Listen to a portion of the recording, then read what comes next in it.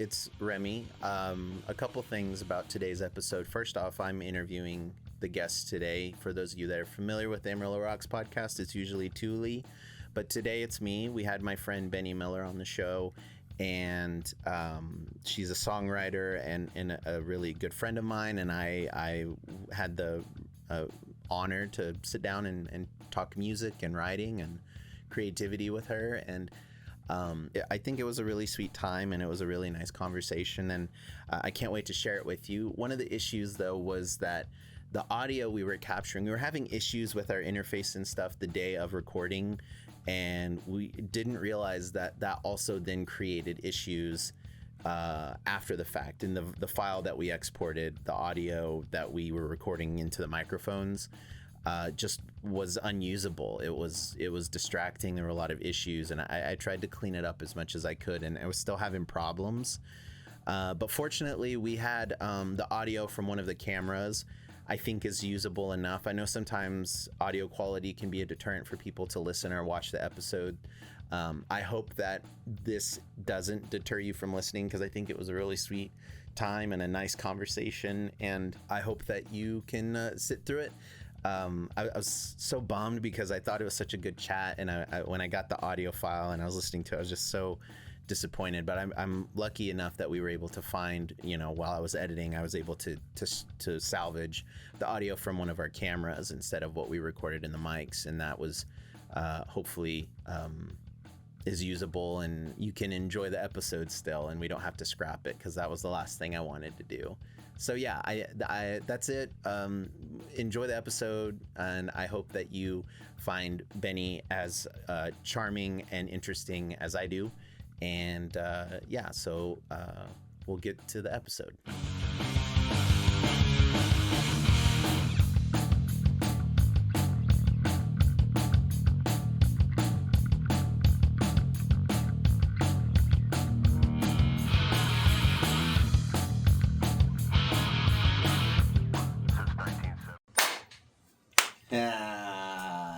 What's up, Amarillo Rocks?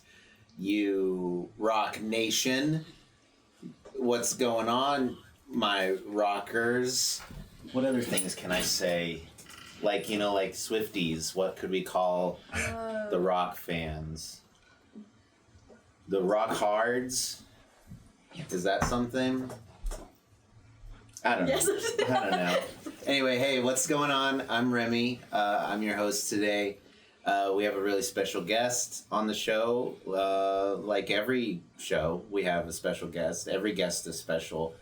I don't want to slight anyone else that's been on the show. I'm a little partial to this one, though, and I'm very excited for today. My very, very dear friend and the lovely and sort of haunting, haunting Bennie Miller is here. Hello. I am Bennie Miller. Yeah.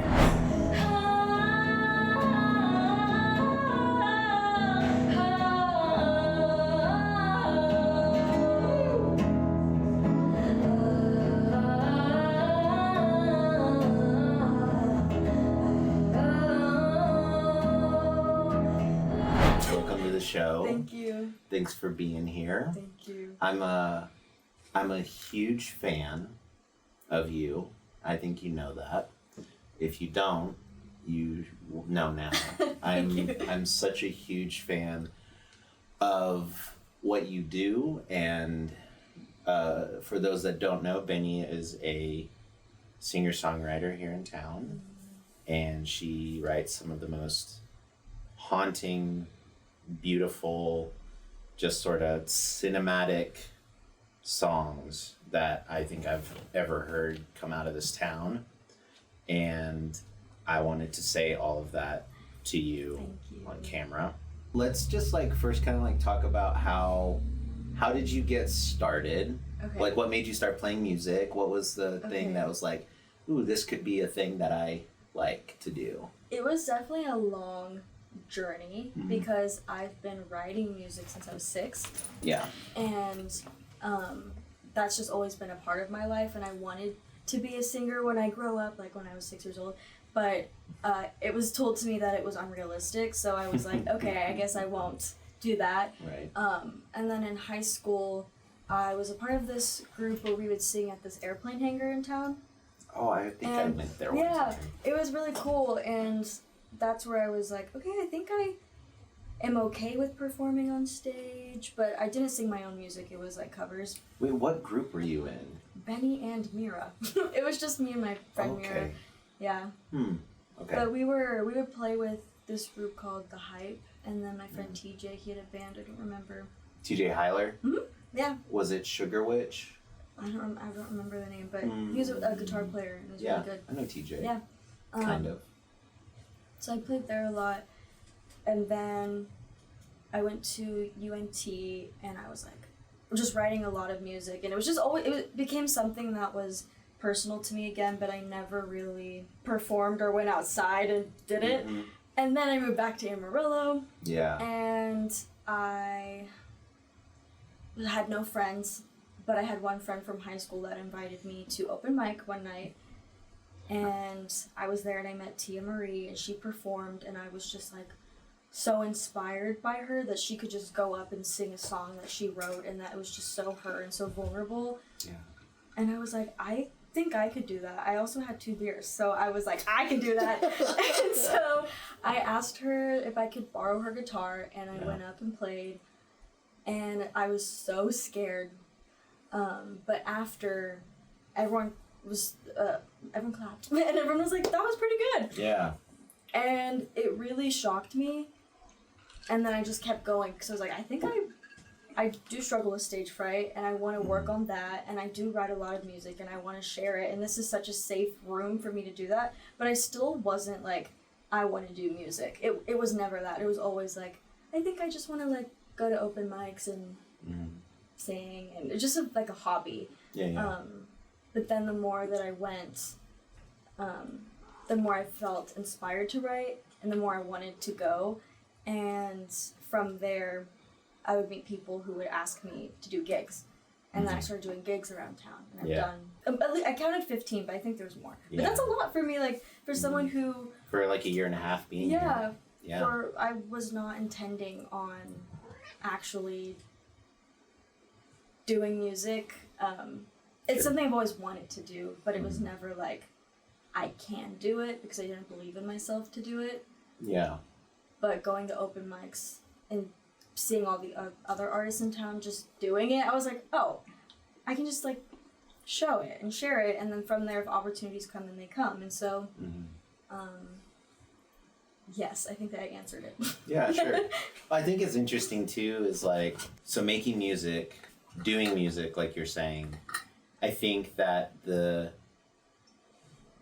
it's funny because I remember you posting, for those, Benny and I are friends, and so like we chat, and I'm on her like close friends story. Yeah. So I feel very honored. But I remember you posting on your story about like the moment you made the decision that you wanted to do music. Yeah. And I don't remember if I messaged you or not, but I think I want to reiterate at least this thought that like you've always been doing music. Yeah. Right? The difference I think is whether you're sharing it or not. Doing it in public and telling people. So you're doing music, and then like the challenge for I think artists is like, oh, am I comfortable enough sharing this? Can I let go of it enough to let someone see it?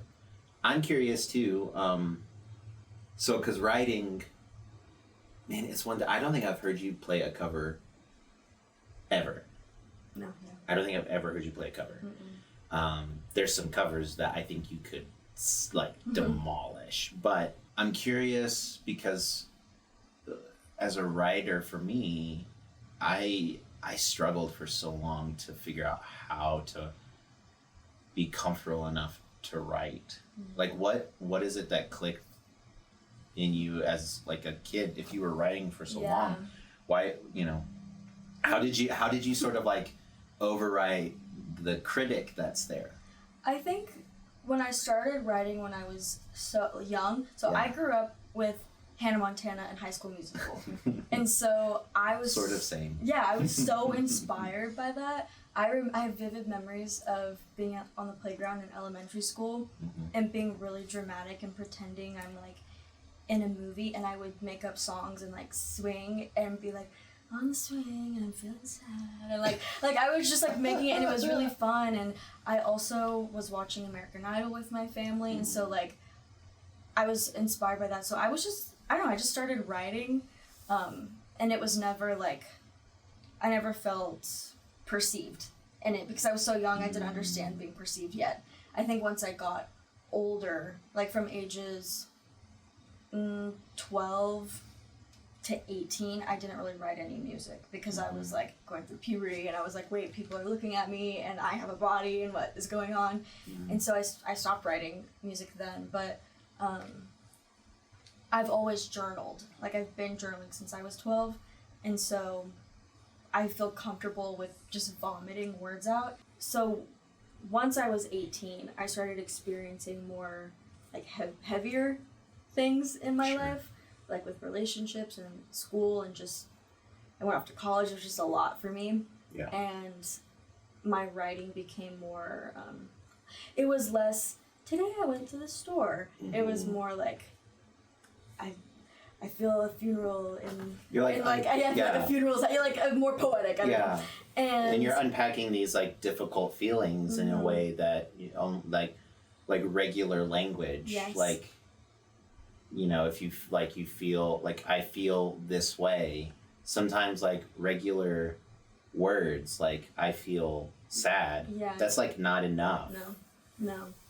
At all. Like, I had to like, figure out words to help myself therapeutically. And I like to play guitar, so I would just like, I always, if I'm like watching TV, I like to hold my guitar and just like strum it for fun. And sometimes I'll hear a sound and I'm like, that sounds kind of good. And then I'll incorporate the song. So I started writing again, but again, it was never like, I'm going to be perceived because I'm not going to show anybody these songs anyway. Writing music was purely for therapy. Yeah. And like I was writing lullabies for myself, just singing to myself. And I feel like I've never actually tried to write a song. I know that sounds weird, but I know that sounds. I'm not trying to be like I've never written a song. No. But I've never like gonna sit down and write a song. That. Yeah. No, I believe that because it's hard to do. Yeah, and the way that your songs, the stuff that you play, and like I remember the first time I heard you at that mic, and I was floored. I was just like, oh my gosh, this person, man, she is. You know, and I didn't know anything about you. I didn't know your family. I didn't know you for Adam. I just thought, man, this kid is so fucking good. And it was like the way that you put words together. Because it's making me think is because you weren't setting out to write songs, the things that you're writing, I'm curious of like when you play it for yourself in your room, are you thinking this is good or bad? No, never. No, so it's just breathing. Yeah. It's like making a sandwich. It's literally just reciting my diary, like my internal thoughts. But like, there's not like you play this and like, ooh, this is kind of cool, and I think this is a good song. Yeah, usually if I think it's good, it's because I like to sing it. Like it feels good to my throat. Like, but it's never like I think this is a good song. Yeah, you're not looking at it from like this objective, like this is objectively a good song or a bad song. Yeah. No. Which I think a lot of songwriters. I know for me, that's my thing. Like I'll write things, and even if it feels like stream of consciousness, I'm still incredibly critical. And it sounds like for you, it's the same as if you're, you know, I talk out loud to myself sometimes. And so it sounds like, and I can tell by the way that you play your instrument, that really like the guitar it's an extension of who you are. It's not like a thing. I don't know if you've thought of it like that, but it feels like that's what it is. Yeah, I feel like we play together. Yeah. So it's like it's no different than your lungs inhaling and exhaling. Yeah. The guitar and the melodies and the words, they're just sort of landing together, which is that's a really magical alchemy. I think it's hard because I want to be a person that can be like, I'm gonna write a song, and like it's so hard for me to do that, and sometimes I the stuff that I have written, it has all been one day it just magically appears and happens, and so sometimes it takes a long time for one to just like pop out. Yeah. But last year I wrote so many consecutively, and so like right now I haven't been writing because I just like it won't come out, and I do feel like I should be writing and I should be making stuff. But when I start thinking like, okay, we need to write a song, we have to think of the melody and think of chords, it's just, it doesn't feel me. And if I have the stuff that I have tried to do, I would never perform it. I would never show it to anybody because it's not, I think it would be obvious that it was made for performance rather than made to like ease my brain and my heart. Sure. Yeah. Well, I would say like the songs that you do perform in front of people, the things that would be good or whatever, those are things that are naturally coming out of you. And what you're talking about, like, I'm going to sit down and write a song. To a lot of people, those are the same thing. And I don't think they're the same thing for you. No. To sit down and write a song, like, if you ever, wherever you wind up going or whatever you wind up doing, and if you start doing, you start getting more involved in the music industry, man, they're going to have a challenge navigating how to songwrite with you. Yeah. Like if you want to do co-writes with people.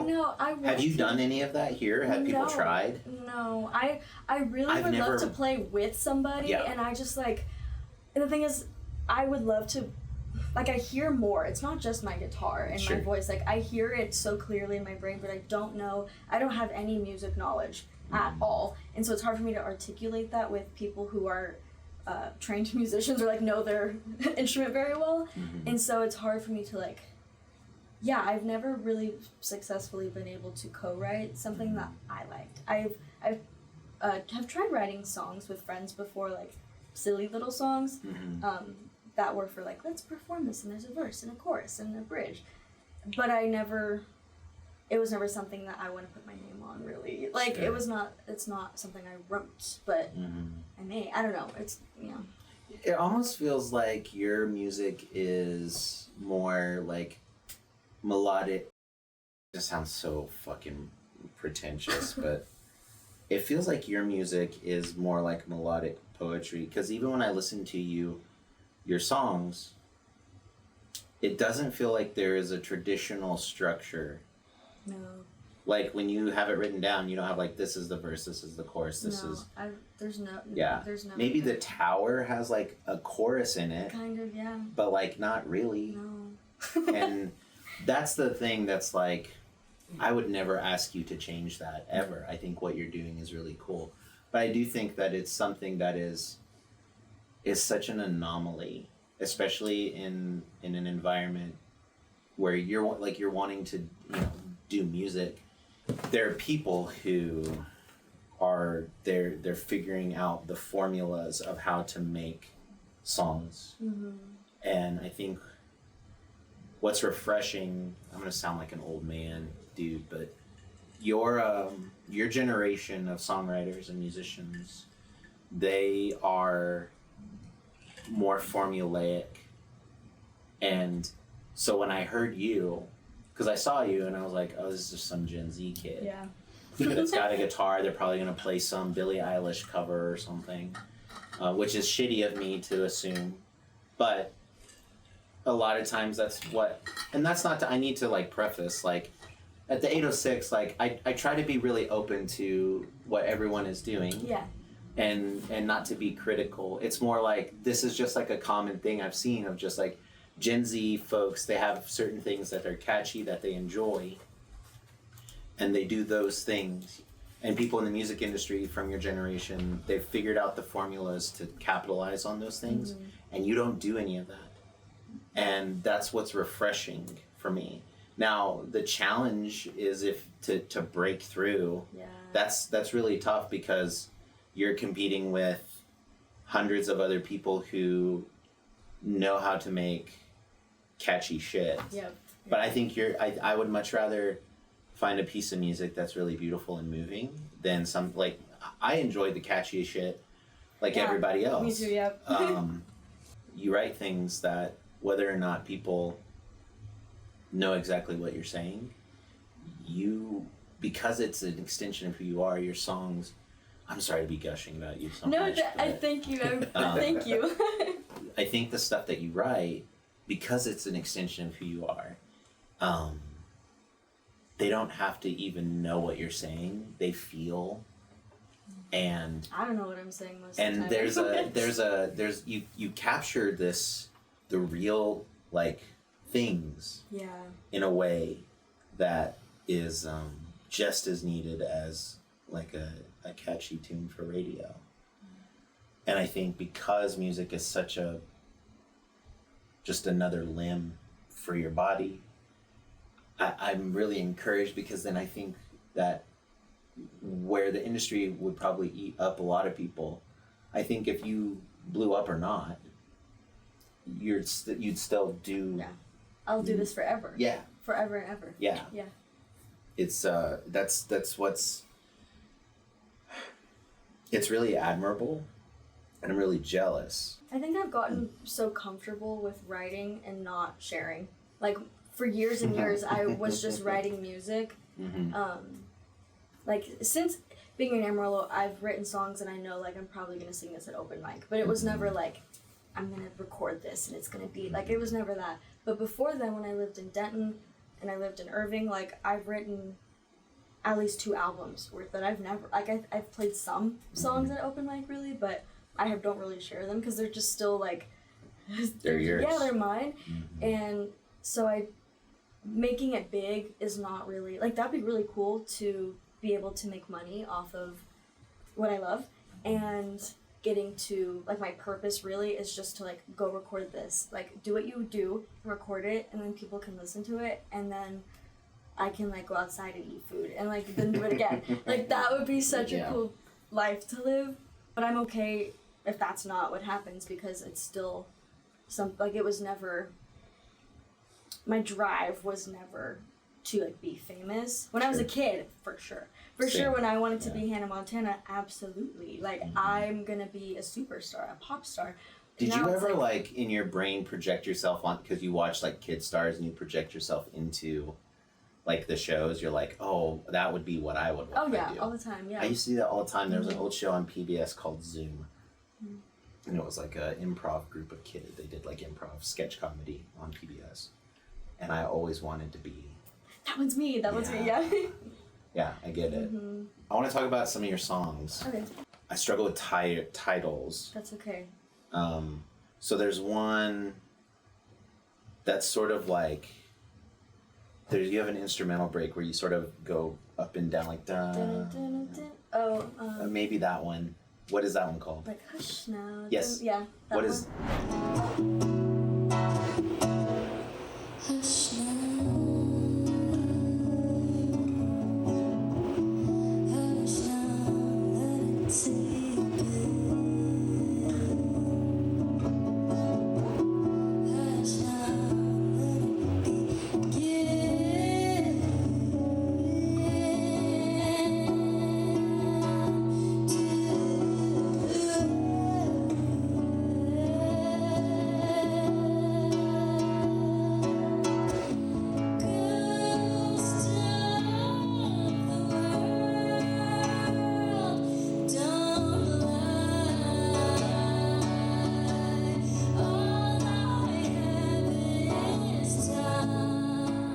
What is that? I don't really. I Do you guess have a title? we call it. I don't know. No? I guess Hush Now, because that's the first. Usually, I don't have really many names to all my songs. But that one, I guess, yeah, it's the one that I'm, like, throwing a tantrum. Yes. Yeah, I think I'll call it Hush Now, because Cool. I say it like 3 times. Yeah, you heard it first. Hush Now. Yeah. Yeah.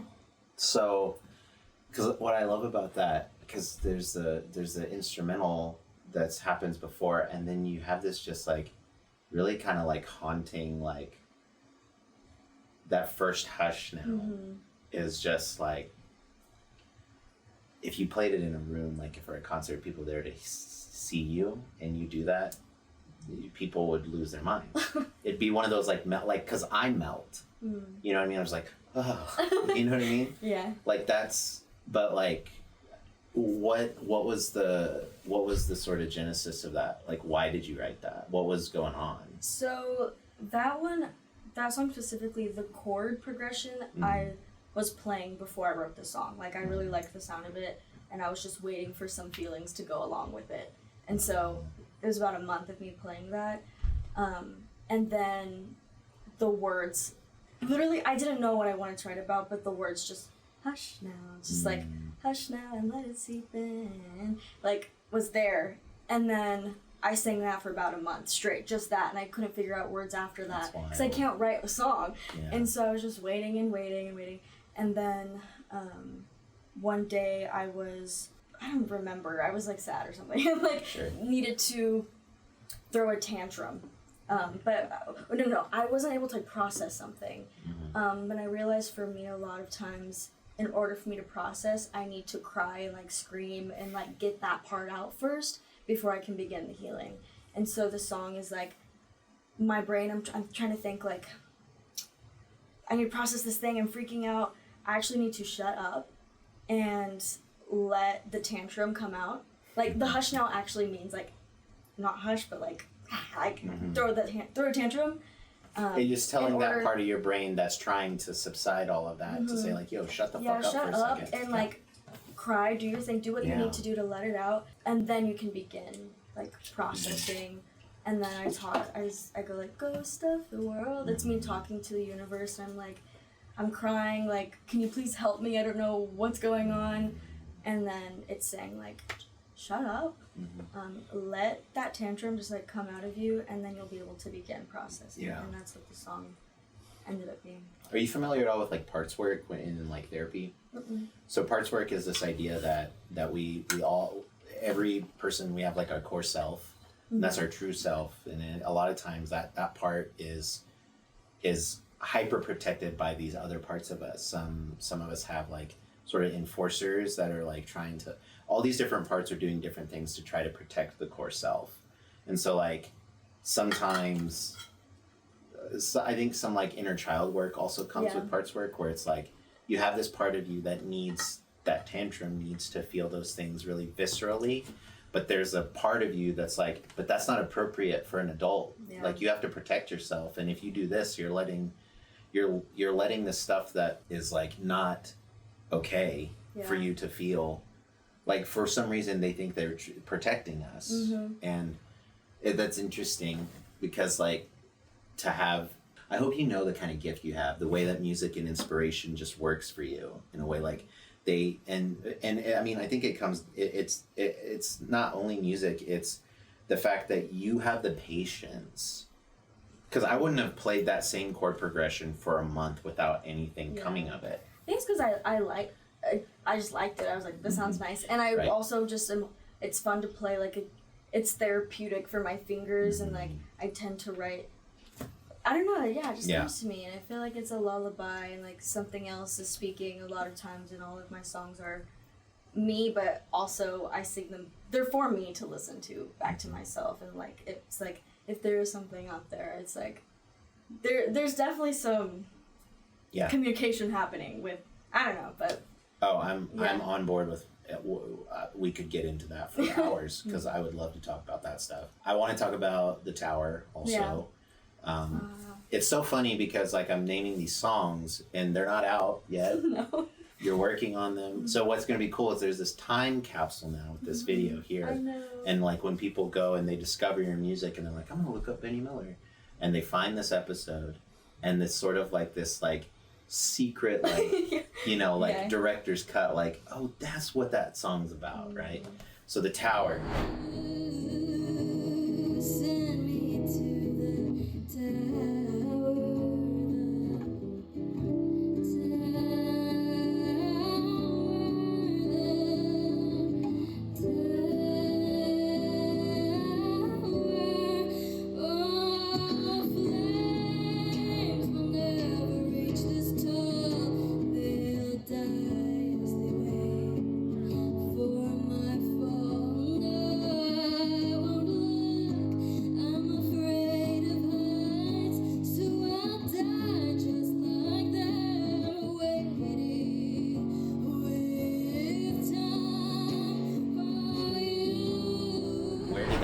From.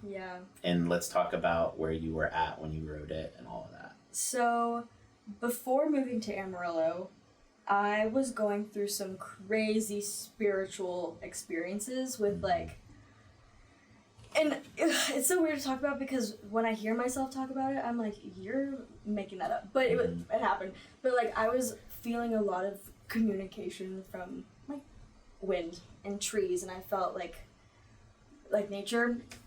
I don't know, I just felt this like call to come back to Amarillo, and I didn't know what it meant. I was like, I'm never moving back to Amarillo. That is my biggest fear on earth. But it was such a strong, like, you have to come home. And I couldn't ignore it because it was so in front of my face. And so I just felt like the wind is calling me home, and I found this home in the bottom of a canyon in Palisades, and it was like a castle on a hill. And so I was like, oh my God, I'm moving into a castle. Like, something's calling out to me, and I'm going to get there, and it's just going to be perfect and amazing because I'm listening to my intuition or whatever. And when I got there, I realized, okay, I'm living in the bottom of a canyon on the cliff of a hill, and I have no friends.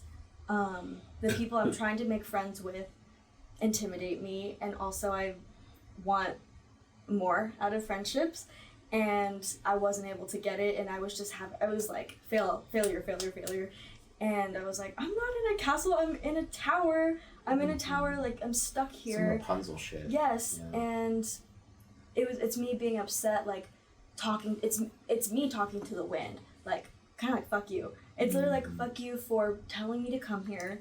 You promised me this castle, and now you brought me to the tower. And that song is like, you took me to the like it's like I'm mad, like I'm so upset that I'm here. Like the verse is like, flames will never reach this tall, I'll die as they wait for my fall. Like I'm like so pissed off, like I'm so I'm so high up. Can we stop? Can you say that line again? Yeah. Flames will never reach this tall, they'll die as I don't remember now, I get nervous. Wait, flames will never reach this tall, they'll die as I wait for my fall. Yeah. Holy shit. Fuck you, Benny. That's so good. It's so good. But yeah. So that is so good. I've never heard that. I was pissed off. That is so a trip. Bad because I was like, I'm so high up, and the flames they'll be dying, and I'm still like here, and I'm just like, ugh. But at the end of the song, I'm like, let me calm down. Like, I inhale one last time to hear the trees. Like, I'm gonna listen one more time, and maybe breathe in just for one more ounce of life. And that is like it's not all bad. Like, maybe if I just breathe a little bit, we'll be fine. But that song came out of me after a conversation with a friend. I was just getting to know somebody, and I was telling them about my spiritual experiences and like why I made it to Amarillo, and they weren't giving me any reaction. They weren't like, oh cool, but they also weren't like, you're being like, it was like nothing. And I was like, am I being crazy? Like, I felt like I was just like, I became very insecure, and it just felt like another failure. Like I'm losing my mind. And I went home, and I wrote that song in my journal as a poem. Yeah. All of the songs usually, most of the songs are poems first. And then the chords to that song I took from Al Green's How Can You Mend a Broken Heart. Nice. Wow. Yeah. I didn't know that. Yeah. Because I don't really know how to play guitar. I don't know any. I know C, and I know G, and I think A. I know A. No, I do know A. And so if I asked you, like, say we were to play together, and then I wanted to play that song, and I asked you to, like, talk me through the chords you're playing. I don't know the names of the chords. You just know the shapings. Yeah, I know the shapings. Like, I could draw out the tabs. You know what I mean? But I love the song How Can You Mend a Broken Heart, and I love the chords to that song, and that's how I taught myself guitar. Was like, oh, I'm gonna learn songs that I like to sing to myself, and so I'll just steal those chords and like build songs myself and all of my music. Like, Spring Blooms the Flower, that picking pattern is from Love Song by Elton John. Like, I didn't make that up. Like, no. Yeah, I mean, art is just it's stealing that you get away with. Yeah. It's like a really great opportunity to sort of like homage the people that you admire. Yeah. I mean, the stuff that I've written and put out, a lot of times they start off as like robbing like a melodic like piece or like a chord like progression, and it's part of, you know, and the more you do that, the more you get those chords and shapes, and you can start building stuff. But man, you're such a fascinating person, Benny, and you're such a incredible.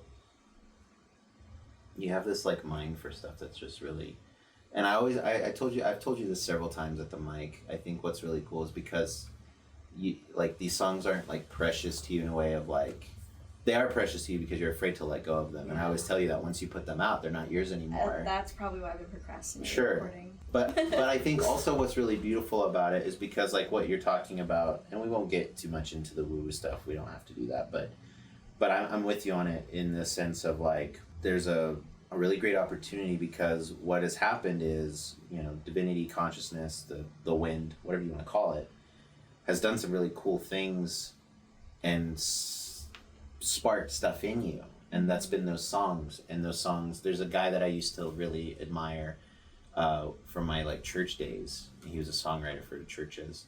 And they wrote a record. Some people might know who this is. David Crowder.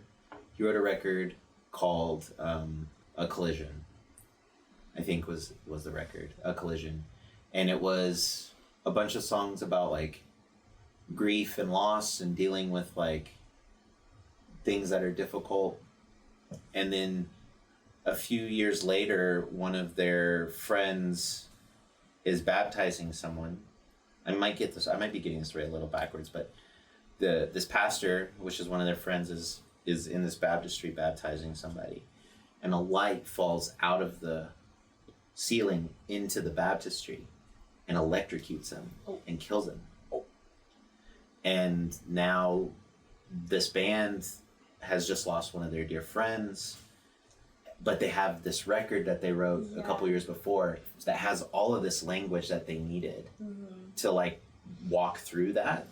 And what's really cool is you have these songs that have given you an opportunity to, even if maybe you write something now that you don't realize you'll need until, you know, wherever you're at next or whatever the next chapter in your life is, you're like, that's what that song was for. And what's really cool is you have a really cool opportunity, and I'm not going to say responsibility because it's not your responsibility, but if you ever want to, you get to take these songs and you get to say, man, this helped me. I hope maybe it'll help you. Yeah. And it's really cool because it gives the Tower, I guarantee you there's people out there that feel that way. They're like, why in the fuck did I wind up here?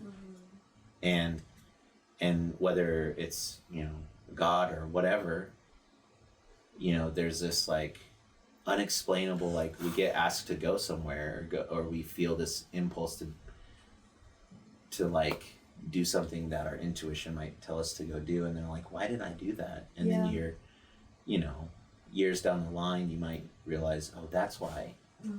You know, I don't want to put words in your mouth, but I imagine the person that wrote the Tower didn't see what they were going to go through for that following year and a half, and all of the growth and all of the really bad shit, but also like the really cool opportunities and the like flourishing as an artist that you never thought you probably wouldn't have gotten at UNT.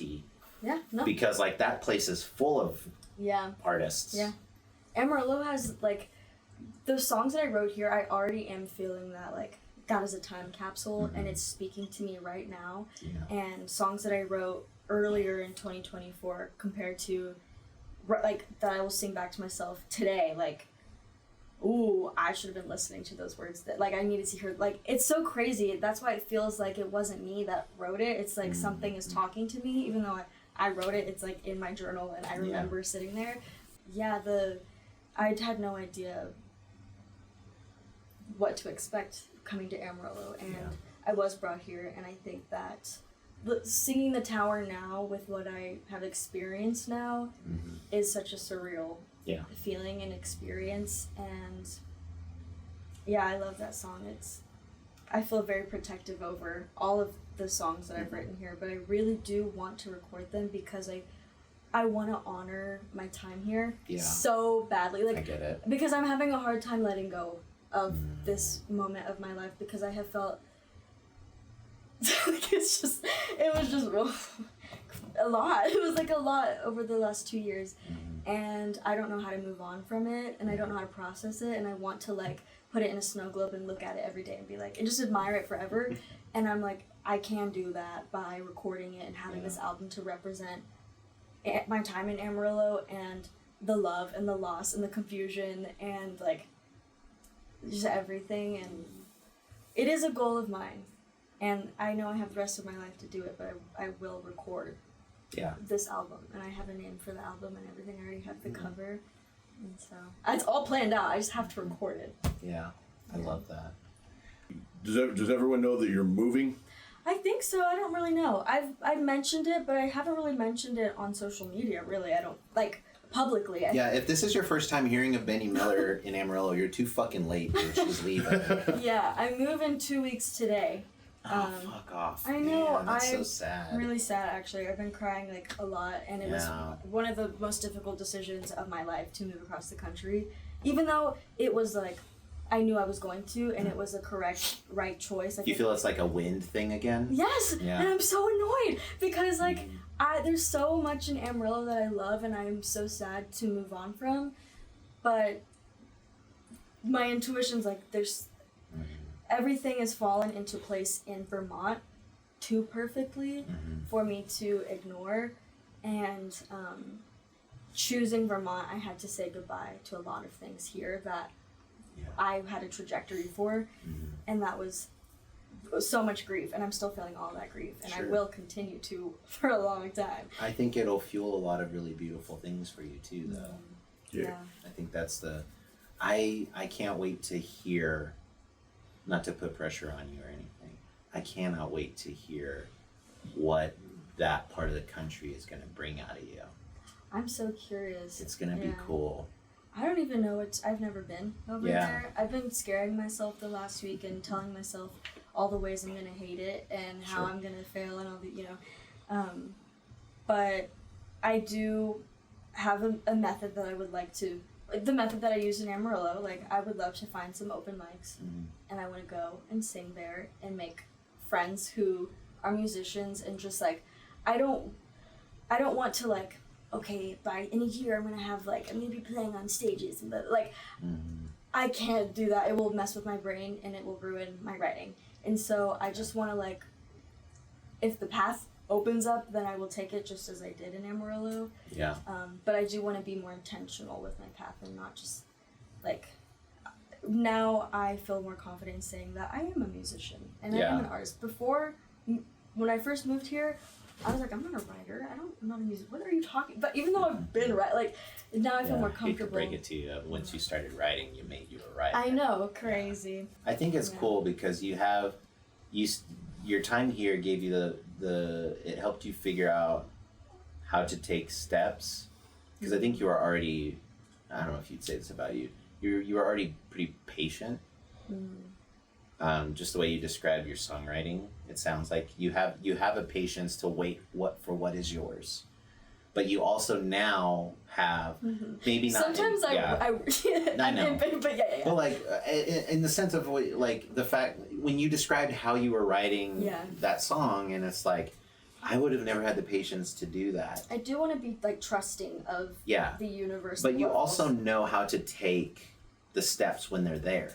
Yeah, if something falls into my lap, I have to take it, because there's been many times where I made the wrong decision and it pushed me back years, and I like had to do so much work. And so now, even if the thing that fell into my lap holds a lot of movement that takes me away from a current life that I like, I know I have to take it, because I will be destroyed. I don't know why, I just feel that way, and so I just have to. And so I don't know, it's just like a trust that I've learned to have that I didn't have before, but now it's like I have to, or I'll find myself in places that are bad again. Yeah, and I think there's that's smart, because like you and I haven't really had much to talk about. Like not that I don't think our friendship is not a deep one, but I think it's more so. This is a weird thing to unpack on camera, but I think that there's a level of guardedness you have for your own how you think about things, and I think it's because you think you're too crazy to verbalize those things for people. You don't want to freak them out. Yeah. You think that maybe the things you're feeling and thinking don't make sense. Yes. Or it's not. Well, it's because the times that I have shared, most of the time I get support from family and loved ones, but a lot of the time also it's a lot of judgment and I wouldn't do that. I get that. Or well, good luck. Wouldn't be me. And I'm like, that makes me feel really it's not good. Helpful. Yeah. Yep. But like I think that it's smart that you're developing. The reason I brought that up was because I think it's smart you're developing some tools of like how to still protect your. This sounds cliche. Kind of protect your peace a little bit. No, I love doing that. But I think also like when you have opened up to me and you shared some stuff that's going on, it's meant a lot to me because you're it's really easy for you to. I don't know if it's really easy. It's easier for you to sing these songs that I think are almost equally as vulnerable as if you were to talk to me about what's going on here. I feel like it's a pass where I can say anything I want. Yeah. Because it's in a song. But I think I have nothing but high hopes for you, and I think that you're gonna kick ass wherever you go. You're just incredible, and you're one of my favorite people, and that's never gonna change, and that's.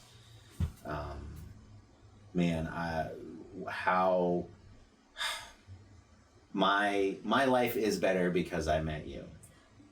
Vice versa, because you created such a safe space at open mics, because I've been to other open mics since starting going to 806 open mics, and I stopped going to those because I much prefer a host that cares about artists and cares about people being vulnerable, and that has been so inspiring. And you also sharing your story is like, okay, he's so you don't hold back, and I love that. And that helped me like just feel safe to share and have a space that's vulnerable. So I do credit you a lot too for me doing music out loud, because I like where this is going. It's true though, like if in my journey, like the important people like you are like so at the very beginning of my music journey, like you hold such a large space, you and Tia, and like you and Tia, and then Kenzie, and just all these musicians that I've met through 806. That has been a community for me, and a place to go to when things were bad for me mentally. I always had that space, and you were always there, and like I knew I could talk to you, and you will listen, and you care, and that's really cool. So thank you. Well, wherever you go, the always being there, it's still true. I'll always be there. I want to ask you, because we never really get to talk about this, and we'll do this as like the last thing, because then we gotta wrap up. I've always, I can't remember if I've ever asked you, but I'm curious, like, I cannot pin down what the fuck you listen to. What is it? What is it? What do you like? Like, and we could leave it in the abstract, and you could just kind of name things. But I'm really gonna try to like force your hand here. Okay. I need 3 artists. Okay. 3 of the like your top 3. Like you're stuck on an island, and you can only listen to these 3 people ever again. And so you can make it all one kind of music, or what I do is I always like try to like diversify, so it covers the full gamut of things I like. But that's what I'm interested in, is like, fuck your story, that's and who hard. you are, and all that that's stuff. That's I just so want to difficult. know what music you listen to, so I can listen judge to you. so many different genres, but I feel like nowadays you can, because like it's so much. It's easier to listen to so many different genres, but oh gosh, an artist I really love. I hope I'm pronouncing her name right. Her name's Wise Blood. Weyes Blood. Okay. I'm very inspired by her music. If you listen to her, I think you'd be like, oh yes, I can see that so clearly. Her music is ethereal and tells a story, and it's like she's singing to me, but it's also there's this other voice of someone else talking. And so I would listen to her a lot, because I go to her a lot when I'm feeling low. And good. I love her. So her. Okay. There's this band I really love called Broadcast. They're Okay. very good. They're not from America, and I Okay. think the main singer, she died in like the early 2000s, I think. Oh wow. Okay. So they don't make music anymore, but I love their music. This there's a song, "Come On, Let's Go." It's one of my favorite songs. Okay. So I would listen to that song and repeat on an island.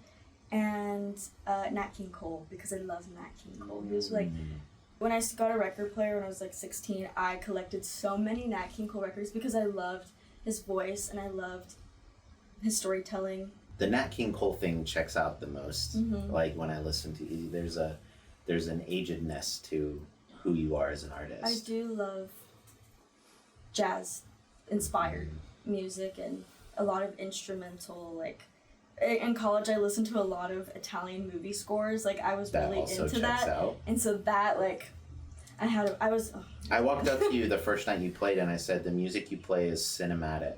I see it in movies. Like there's like the way that you play things. It's just there's a movie-esque element. You're painting pictures with your music, and it's just you and an acoustic guitar. Like that's incredible.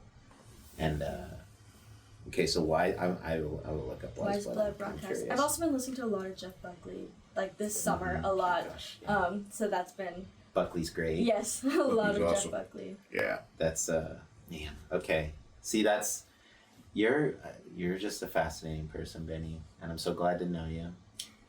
And thank you for being on the show, and thanks for just sharing yourself with Amarillo for a couple years. And it's so cool to, we didn't even get. I would have loved to just kind of like talk about when you were a kid, what you were looking at in music and what made you pick up all of that stuff. Yeah. But it's not important. It's it's interesting, but I think what's important is you're doing something now and you're making really beautiful art, and I think that's how the world gets better, is people making things and being true to themselves, and you're doing that, and I can't wait to see what you do next.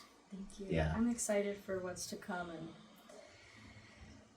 I will live my life and sing because I like to do that. Yeah. So. Man, well, I can't wait. And I'll come back.